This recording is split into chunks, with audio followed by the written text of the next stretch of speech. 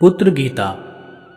महाभारत के शांति पर्व में भीष्म युधिष्ठिर संवाद के अंतर्गत पुत्र गीता के रूप में एक प्राचीन आख्यान आता है, जिसमें सदा वेद शास्त्रों के अध्ययन में तत्पर रहने वाले एक ब्राह्मण को उनके मेधावी नामक तत्वदर्शी पुत्र द्वारा ही बहुत मार्मिक उपदेश दिए गए हैं।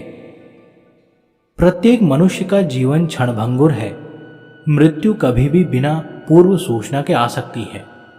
अतः प्रत्येक अवस्था में संसार की आसक्ति से बचकर धर्म आचरण तथा सत्य व्रत का पालन करते रहना चाहिए। यही परम साधन इस पुत्र गीता में बताया गया है।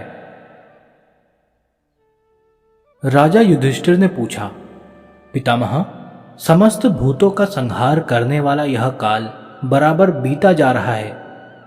ऐसी अवस्था में मनुष्य क्या करने से कल्याण का भागी हो सकता है, यह मुझे बताइए। भीष्म जी ने कहा, युधिष्ठिर, इस विषय में ज्ञानी पुरुष पिता और पुत्र के संवाद रूप इस प्राचीन इतिहास का उदाहरण दिया करते हैं। तुम उस संवाद को ध्यान देकर सुनो। कुंती कुमार, प्राचीन काल में एक ब्राह्मण थे जो सदा वेद शास्त्रों के स्वाध्याय में तत्पर रहते थे। उनके एक पुत्र हुआ जो गुण से तो मेधावी था ही, नाम से भी मेधावी था। वह मोक्ष, धर्म और अर्थ में कुशल तथा लोक तत्व का अच्छा ज्ञाता था। एक दिन उस पुत्र ने अपने स्वाध्याय परायण पिता से कहा। पुत्र बोला, पिताजी, मनुष्य की आयु तीव्र गति से बीती जा रही है। यह जानते हुए धीर पुरुष को क्या करना चाहिए? तात, आप मुझे उस यथार्थ उपाय का उपदेश कीजिए जिसके अनुसार मैं धर्म का आचरण कर सकूं।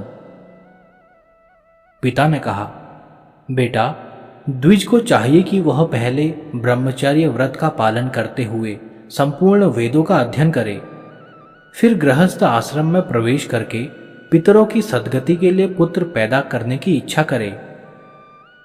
विधिपूर्वक त्रिविध अग्नियों की स्थापना करके यज्ञों का अनुष्ठान करे। तत्पश्चात वानप्रस्थ आश्रम में प्रवेश करे। उसके बाद मौन भाव से रहते हुए सन्यासी होने की इच्छा करे। पुत्र ने कहा, पिताजी, यह लोक जब इस प्रकार से मृत्यु द्वारा मारा जा रहा है, जरा अवस्था द्वारा चारों ओर से घेर लिया गया है, दिन और रात सफलतापूर्वक आयु क्षय रूप काम करके बीत रहे हैं, ऐसी दशा में भी आप धीर की भांति कैसी बात कर रहे हैं? पिता ने पूछा, बेटा, तुम मुझे भयभीत सा क्यों कर रहे हो? बताओ तो सही, यह लोक किससे मारा जा रहा है? किसने इसे घेर रखा है? और यहाँ कौन से ऐसे व्यक्ति हैं जो सफलतापूर्वक अपना काम करके व्यतीत हो रहे हैं? पुत्र ने कहा, पिताजी, देखिए, यह संपूर्ण जगत मृत्यु के द्वारा मारा जा रहा है। बुढ़ापे ने इसे चारों ओर से घेर लिया है और ये दिन रात ही वे व्यक्ति हैं जो सफलतापूर्वक प्राणियों की आयु का अपहरण स्वरूप अपना काम करके व्यतीत हो रहे हैं। इस बात को आप समझते क्यों नहीं हैं? ये अघोर रात्रियां नित्य आती हैं और चली जाती हैं। जब मैं इस बात को जानता हूं कि मृत्यु क्षण भर के लिए भी रुक नहीं सकती और मैं उसके जाल में फंसकर ही विचर रहा हूं, तब मैं थोड़ी देर भी प्रतीक्षा कैसे कर सकता हूं? जब एक एक रात बीतने के साथ ही आयु बहुत कम होती चली जा रही है, तब छिछले जल में रहने वाली मछली के समान कौन सुख पा सकता है? जिस रात के बीतने पर मनुष्य कोई शुभ कर्म न करे, उस दिन को विद्वान पुरुष व्यर्थ ही गया समझें। मनुष्य की कामनाएं पूरी भी नहीं होने पाती कि मौत उसके पास आ पहुंचती है। जैसे घास चरते हुए भेड़ों के पास अचानक व्याघ्री पहुंच जाती है और उसे दबोचकर चल देती है, उसी प्रकार मनुष्य का मन जब दूसरी ओर लगा होता है, उसी समय सहसा मृत्यु आ जाती है और उसे लेकर चल देती है। इसलिए जो कल्याणकारी कार्य हो उसे आज ही कर डालिए। आपका यह समय हाथ से निकल न जाए, क्योंकि सारे काम अधूरे ही पड़े रह जाएंगे और मौत आपको खींच ले जाएगी। कल किया जाने वाला काम आज ही पूरा कर लेना चाहिए। जिसे सायंकाल में करना है उसे प्रातः काल में ही कर लेना चाहिए, क्योंकि मौत यह नहीं देखती कि इसका काम अभी पूरा हुआ या नहीं। कौन जानता है कि किसका मृत्युकाल आज ही उपस्थित होगा। संपूर्ण जगत पर प्रभुत्व रखने वाली मृत्यु जब किसी को हरकर ले जाना चाहती है तो उसे पहले से निमंत्रण नहीं भेजती है। जैसे मछुआरे चुपके से आकर मछलियों को पकड़ लेते हैं, उसी प्रकार मृत्यु भी अज्ञात रहकर ही आक्रमण करती है। अतः युवावस्था में ही सबको धर्म का आचरण करना चाहिए, क्योंकि जीवन निःसंदेह अनित्य है। धर्म आचरण करने से इस लोक में मनुष्य की कीर्ति का विस्तार होता है और परलोक में भी उसे सुख मिलता है। जो मनुष्य मोह में डूबा हुआ है वही पुत्र और स्त्री के लिए उद्योग करने लगता है और करने तथा न करने योग्य काम करके इन सब का पालन पोषण करता है। जैसे सोए हुए मृग को बाघ उठा ले जाता है, उसी प्रकार पुत्र और पशुओं से संपन्न एवं उन्हीं में मन को फंसाए रखने वाले मनुष्य को एक दिन मृत्यु उठाकर ले जाती है। जब तक मनुष्य भोगों से तृप्त नहीं होता, संग्रह ही करता रहता है, तभी तक ही उसे मौत आकर ले जाती है। ठीक वैसे ही जैसे व्याघ्र किसी पशु को ले जाता है। मनुष्य सोचता है कि यह काम पूरा हो गया, यह अभी करना है और यह अधूरा ही पड़ा है। इस प्रकार चेष्टा जनित सुख में आसक्त हुए मानव को काल अपने वश में कर लेता है। मनुष्य अपने खेत, दुकान और घर में ही फंसा रहता है। उसके किए हुए उन कर्मों का फल मिलने भी नहीं पाता। उसके पहले ही उस कर्म आसक्त मनुष्य को मृत्यु उठा ले जाती है। कोई दुर्बल हो या बलवान, शूरवीर हो या डरपोक, मूर्ख हो या विद्वान, मृत्यु उसकी समस्त कामनाओं के पूर्ण होने से पहले ही उसे उठा ले जाती है। पिताजी, जब इस शरीर में मृत्यु, जरा, व्याधि और अनेक कारणों से होने वाले दुखों का आक्रमण होता ही रहता है, तब आप स्वस्थ से होकर क्यों बैठे हैं? देहधारी जीव के जन्म लेते ही अंत करने के लिए मौत और बुढ़ापा उसके पीछे लग जाते हैं। ये समस्त चराचर प्राणी इन दोनों से बंधे हुए हैं। ग्राम या नगर में रहकर जो स्त्री पुत्र आदि में आसक्ति बढ़ाई जाती है, यह मृत्यु का मुख ही है। और जो वन का आश्रय लेता है, यह इंद्रिय रूपी गौओं को बांधने के लिए गौशाला के समान है। यह श्रुति का कथन है।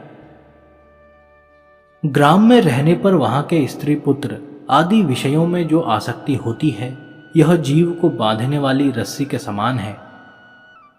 पुण्यात्मा पुरुष ही इसे काटकर निकल पाते हैं, पापी पुरुष इसे नहीं काट पाते हैं।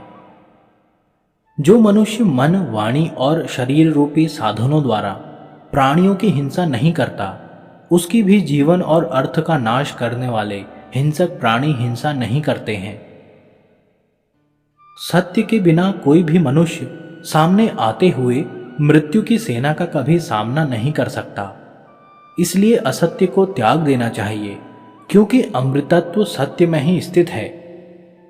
अतः मनुष्य को सत्य व्रत का आचरण करना चाहिए, सत्य योग में तत्पर रहना और शास्त्रों की बातों को सत्य मानकर श्रद्धापूर्वक सदा मन और इंद्रियों का संयम करना चाहिए। इस प्रकार सत्य के द्वारा ही मनुष्य मृत्यु पर विजय पा सकता है। अमृत और मृत्यु दोनों इसी शरीर में ही स्थित हैं। मनुष्य मोह से मृत्यु को और सत्य से अमृत को प्राप्त होता है। अतः अब मैं हिंसा से दूर रहकर सत्य की खोज करूंगा। काम और क्रोध को हृदय से निकालकर दुख और सुख में समान भाव रखूंगा तथा सबके लिए कल्याणकारी बनकर देवताओं के समान मृत्यु के भय से मुक्त हो जाऊंगा। मैं निवृत्ति परायण होकर शांतिमय यज्ञ में तत्पर रहूंगा। मन और इंद्रियों को वश में रखकर ब्रह्म यज्ञ अर्थात वेद शास्त्रों के स्वाध्याय में लग जाऊंगा और मनोवृत्ति से रहूंगा। उत्तरायण के मार्ग से जाने के लिए मैं जप और स्वाध्याय रूप वाग यज्ञ, ध्यान रूप मनोयज्ञ और अग्निहोत्र एवं गुरु कृपा आदि रूप कर्म यज्ञ का अनुष्ठान करूंगा। मेरे जैसा विद्वान पुरुष नश्वर फल देने वाले हिंसा युक्त पशु यज्ञ और पिशाचों के समान अपने शरीर के ही रक्त मांस द्वारा किए जाने वाले तामस यज्ञों का अनुष्ठान कैसे कर सकता है? जिसकी वाणी और मन दोनों सदा भलीभांति एकाग्र रहते हैं तथा जो त्याग, तपस्या और सत्य से संपन्न होता है, वह निश्चल ही सब कुछ प्राप्त कर सकता है। संसार में विद्या, ज्ञान के समान कोई नेत्र नहीं है, सत्य के समान कोई तप नहीं है, राग के समान कोई दुख नहीं है और त्याग के समान कोई सुख नहीं है। मैं संतान रहित होने पर भी परमात्मा में ही, परमात्मा द्वारा उत्पन्न हुआ हूं, परमात्मा में ही स्थित हूं, आगे भी आत्मा में ही लीन होऊंगा। संतान मुझे पार नहीं उतारेगी। परमात्मा के साथ एकता तथा समता, सत्य भाषण, सदाचार, ब्रह्मनिष्ठा, दंड का परित्याग अर्थात अहिंसा, सरलता तथा सब प्रकार के सकाम कर्मों से उपरति, इनके समान ब्राह्मण के लिए दूसरा कोई धन नहीं है। ब्राह्मण देव पिताजी, जब आप एक दिन मर ही जाएंगे तो आपको इस धन से क्या लेना है, अथवा भाई बंधुओं से आपका क्या काम है, तथा स्त्री आदि से आपका कौन सा प्रयोजन सिद्ध होने वाला है। आप अपने हृदय रूपी गुफा में स्थित हुए परमात्मा को खोजिए। सोचिए तो सही, आपके पिता और पितामह कहाँ चले गए? भीष्म जी कहते हैं, नरेश्वर, पुत्र का यह वचन सुनकर पिता ने जैसे सत्य धर्म का अनुष्ठान किया था, उसी प्रकार तुम भी सत्य धर्म में तत्पर रहकर यथा योग्य बर्ताव करो।